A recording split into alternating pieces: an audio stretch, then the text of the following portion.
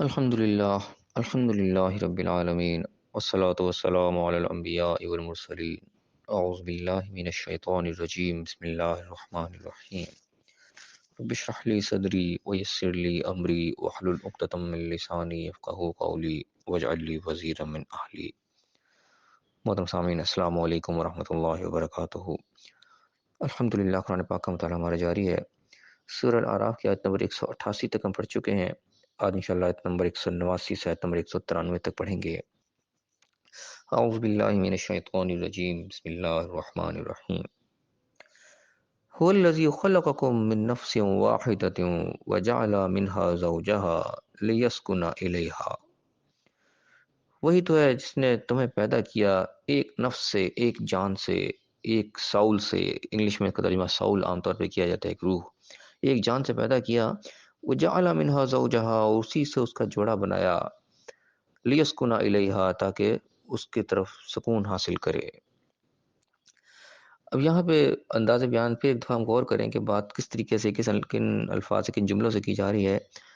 الفاظ آئیں کہ هو الذی خلقکم من نفس واحدہ، وہی ہے۔ ہوا کا لفظ وہ کے لیے استعمال ہوتا ہے کہ وہی تو ہے جس نے تمہیں پیدا کیا ایک جان سے۔ اب یہاں سوال یہ پیدا ہوتا ہے کہ یہ بات کرنے والا کون ہے جو کہہ رہا ہے وہی تو ہے؟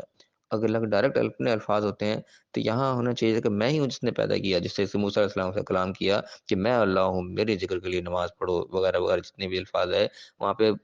یعنی کہ فرسٹ پرسن کی طرح ہے کہ میں بات کر رہا ہوں۔ لیکن یہاں اکثر قرآن میں یہی انداز ہمیں نظر آئے گا، هو الذی، وہی تو ہے۔ یہاں پتہ لگتا ہے کہ یہاں بات کوئی اور کر رہا ہے اور بات کسی اور کا متعلق کی جا رہی ہے۔ یہ وہی بات ہے کہ اللہ تعالیٰ اپنا پیغام جبرائیل علیہ السلام کی طرف بھیجتا تھا۔ جبرائیل علیہ السلام جو ہے وہ اپنے الفاظ میں جو ہے پیغام آ کے پہنچایا کرتے تھے۔ یہ جبرائیل علیہ السلام کے الفاظ ہے جو کہہ رہے کہ وہی ہے جس نے تمہیں پیدا کیا، یعنی کہ بولنے والا فرشتہ ہے یہاں پہ اور اللہ کے متعلق وہ کلام کر رہا ہے۔ اسی لیے قرآن کے اندر کم از کم 2 مقام پہ آیا انہ لقول رسول کریم۔ اس قرآن کے لیے بتایا گیا کہ یہ رسول کریم، ایک بزرگ بھیجے ہوئے کا پیغمبر کا قول ہے۔ قول یہ ان کا ہے، یعنی کہ فرشتہ اپنے قول میں، اپنے زبان میں، اپنے الفاظ میں بات کو بیان کرتے ہیں، لیکن کلام اللہ کے، اللہ کی طرف سے جو پیغام آتا ہے ہو پیغام آگے پہنچایا گیا۔ تو یہ اندازہ میں جگہ جگہ نظر آتا ہے قرآن کے اندر کہ هو اللہ الذی، وہی ہے، وہی جو یہ کرتا ہے، وہی ہے جو اس طرح کرتا ہے۔ یہ الفاظ اس لیے آتے ہیں کہ بیان کرنے والا، بات کرنے والا فرشتہ ہے اور بات اللہ کے متعلق ہو رہی ہے۔ جہاں اللہ کا ڈائریکٹ کلام آ رہا ہوتا ہے وہاں باقاعدہ اسی طرح آتا ہے کہ میرے سے بات ہوتی ہے کہ میں ہوں اللہ،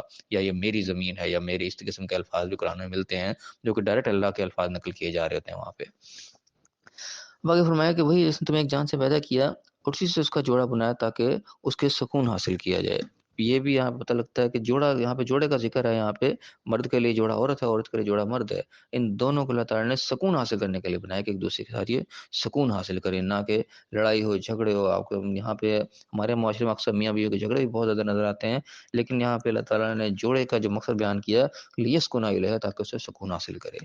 دنیا کے اندر سب سے میرے نزدیک جو مضبوط ترین رشتہ جو ہے وہ میاں بیوی کا رشتہ ہے، جو کہ سب سے پہلے اللہ تعالیٰ نے قائم کیا۔ جو دنیا کا جہاں سے آغاز ہوا ہے، پہلا انسان جو دنیا میں بھیجا گیا ہے، سب سے پہلا جو رشتہ قائم ہوا وہ میاں بیوی کا رشتہ قائم ہوا ہے۔ ماں کا رشتہ، باپ کا رشتہ، بہن بھائی، جتنے بھی رشتے ہیں سب اس کے بعد وجود میں آئے ہیں۔ سب سے پہلا رشتہ جو وجود میں آیا وہ میاں بیوی کا رشتہ وجود میں آیا ہے۔ یہ حقیقت ہے جس کو ہمیں دیکھنا چاہیے۔ آگے فرمایا کہ فلما تغشاها حملت حملا خفیفا، یہ جب وہ اس کے اوپر چھا جاتا ہے، اس کے اوپر تغشا یعنی کہ ڈھانپ لینا جسے کہا جاتا ہے، تو پھر ایک ہلکا سا بوجھ اس کے اوپر رہ جاتا ہے، یعنی کہ جاگے نسل کے جو آغاز ہوتا ہے اس کی طرف اشارہ ہے کہ ہلکا سا بوجھ، ایک حمل جو ہے وہ ٹھہر جاتا ہے۔ فمرت بھی، تو اس کو لیے پھرتی ہے، اس کو اتنا محسوس بھی نہیں ہوتا کہ کوئی بوجھ ٹھہر گیا ہے۔ فلما اسقلت، پھر جب وہ بوجھ بڑھ جاتا ہے، بوجھ ہو جاتا ہے، جب پتہ لگتا ہے کہ ہاں کوئی بوجھ آ چکا ہے، دعوا اللہ ربہما لئن آتیتنا صالحا لنکونن من الشاکرین، تو وہ دونوں پھر اللہ کو پکارتے ہیں کہ اگر تو ہمیں صالح عطا کرے گا، صحیح سالم عطا کرے گا ایک اولاد، تو ہم تیرے بڑے شکر گزار ہوں گے۔ یعنی کہ تو ہمیں نعمت جو عطا کرے گا ہم اس کے بدلے میں تیرا شکر ادا کریں گے۔ جو تو شکر کا مفہوم میں ضرور ہمارے ذہنوں میں رہنا چاہیے کہ اللہ تعالیٰ ہماری ڈیمانڈ کو پورا کر رہا ہے، ہم جو مانگ رہے ہیں ہمیں اس طرح مل جائے، تو ہم تیری ڈیمانڈ کو پورا کریں، جو تو ہم سے مانگے گا ہم بھی وہی کریں گے پھر۔ تو یہاں پہ عام طور پہ یہ ہوتا ہے کہ جب انسان کے پاس یہ وقت آتا ہے تو انسان اللہ کا بڑا شکر گزار ہوتا ہے، اور کی طرف بڑا توجہ ہوتی ہے، کیونکہ آگے ایک نازک معاملہ شروع ہو رہا ہوتا ہے، تو اللہ تعالیٰ کی طرف جو ہے وہ ضرور جو ہے انسان رجوع لاتا ہے۔ پھر میں فلما آتاہما صالحا، جب ان کو صحیح سالم صالح جو ہے وہ عطا کر دیا جاتا ہے، جعل لہ شرکاء فیما آتاہما، تو پھر جو کچھ ان کو عطا کیا جاتا ہے اس کے اندر بھی وہ دونوں شریک ٹھہرانا شروع کر دیتے ہیں اللہ کے ساتھ۔ اب یہاں پہ شریک ٹھہرانے سے کیا مراد لے سکتے ہیں کہ تو عام طور پہ جو ہمارے معاشرے میں نظر آتا ہے، جو اولاد انسان کی ہوتی ہے اس کو انسان اوروں کی طرف جب منسوخ کرنا شروع کرتا ہے کہ یہ فلاں پیر نے دیا، فلاں بزرگ نے دیا، فلاں دیوی فلاں دیوتا نے، یہ میں وہاں پہ گئی تھی، مزار پہ گئی تھی تو یہ ہو گیا وہ ہو گیا۔ ایک تو انسان کے سیدھا سیدھا یہ قسم کا عقیدہ نظر آتا ہے، جو کہ لوگ شرک میں اکثر ملوث ہوتے ہیں، وہ اکثر اس قسم کے عقائد جو ہے وہ گھڑ لیتے ہیں اپنے پاس سے ہی، کہ نام اس کا پیرا دیتا رکھ لیا یا فلاں رکھ لیا فلاں رکھ لیا، حالانکہ یہ دیا اللہ ہی نے ہوتا ہے، لیکن وہ اوروں کی طرف منسوخ کر دیتے ہیں۔ ایک تو یہ بھی انداز نظر آتا ہے، ایک اس سے ہٹ کے بھی ایک انداز ہے کہ جب ایک اولاد اللہ نے دی ہے، یہ اللہ کی نعمت ایک ہوئی ہے، تو اس کو غلامی بھی اسی کی ہمیں دینی چاہیے، کیونکہ اسی نے دیا، ہم سب اسی کے غلام ہیں، اسی کے بندے ہیں، بندے کے معنی غلام ہوتا ہے، اسی لیے ہم دنیا میں بھیجے گئے ہیں۔ وما خلقت الجن والانس الا ليعبدون، اللہ کہتا ہے کہ ہم نے جنوں اس کو پیدا اپنی غلامی کے لیے، اپنی عبادت کے لیے کیا ہے، عبادت کے معنی غلامی ہے۔ تو یہاں جب اولاد اللہ نے دے دی ہے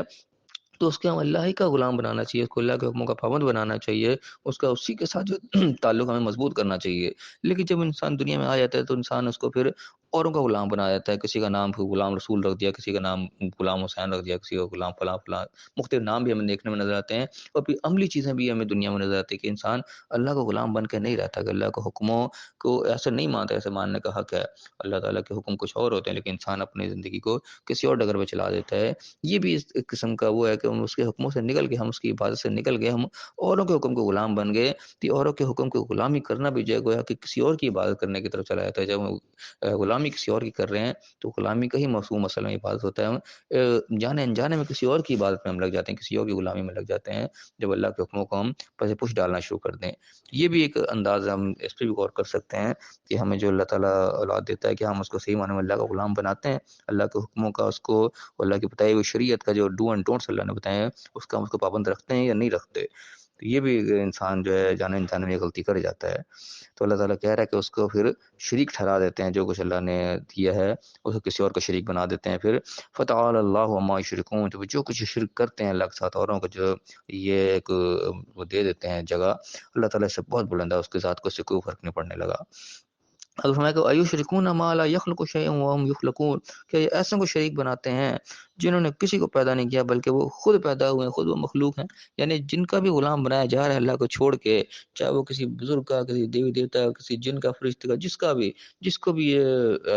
عہدہ دیا جا رہا ہے کہ اللہ کے حکم کو چھوڑ کے اس کے حکم کو پرائرٹی دی جا رہی ہے، اس کو مانا جا رہا ہے، چاہے وہ کوئی انسان ہے، چاہے وہ ماں باپ سے کوئی بھی آ رہا ہے، وہ سب کے سب مخلوق ہیں، انہوں نے کسی کو پیدا نہیں کیا بلکہ وہ خود مخلوق ہیں، خود پیدا ہو گئے ہیں، چاہے وہ کوئی بھی اللہ کے سوا جو بھی تمام کے تمام مخلوقات ہی ہیں، کوئی جن ہو، فرشتہ ہو، نبی ہو، پیغمبر ہو، بزرگ ہو، کوئی بھی ہو، سب کے سب مخلوق ہی ہے نا، مخلوق سے باہر تو کوئی نہیں ہے۔ تو اللہ تعالیٰ کہہ رہا ہے کہ جن کو بھی شرک بنا رہے ہیں شریک، انہوں نے تو کسی کو پیدا نہیں کیا بلکہ وہ خود پیدا ہوئے ہیں۔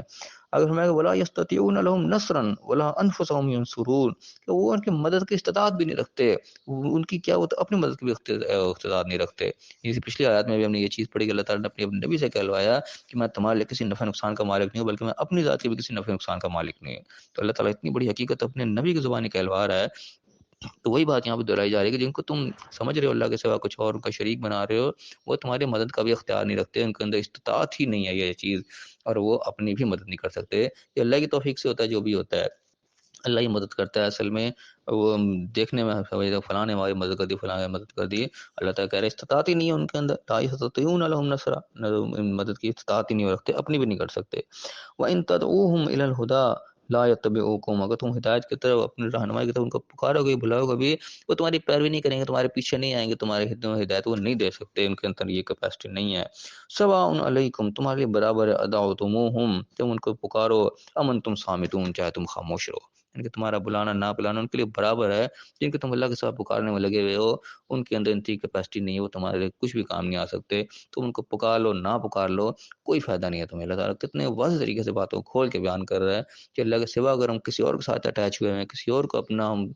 مشکل کشا کوئی حاجت روا سمجھ رہے ہیں، کسی اور کو ہم یہ سمجھ رہے ہیں کہ وہ ہماری مدد کر دے گا، ہمیں کسی مشکل سے نکال دے گا، اس سے صرف ہماری خام خیالی ہے، اس کا حقیقت سے کوئی تعلق نہیں۔ اللہ تعالیٰ نے بالکل دو ٹوک الفاظ میں بات کو کلیئر کر دیا۔ اب بھی اگر ہم نہ سمجھنے والے بات کو نہ سمجھے، اسی ڈگر پہ چلتے رہیں، تو بھی اللہ تعالیٰ اس سے زیادہ بات کھول کے کیا بیان کرے گا؟ کل کو ہم اللہ کے سامنے پھر کوئی عذر نہیں پیش کر سکتے کہ اللہ ہم تو یوں کرتے رہے، تو اللہ تعالیٰ کہہ دے کہ صاف تو میں نے بتا دیا تھا، اور کیا تمہیں سمجھنا باقی رہ گیا تھا؟ تو اللہ تعالیٰ میں سمجھنے کی توفیق دے۔ فی الحال ہم یہیں تک پڑھیں گے.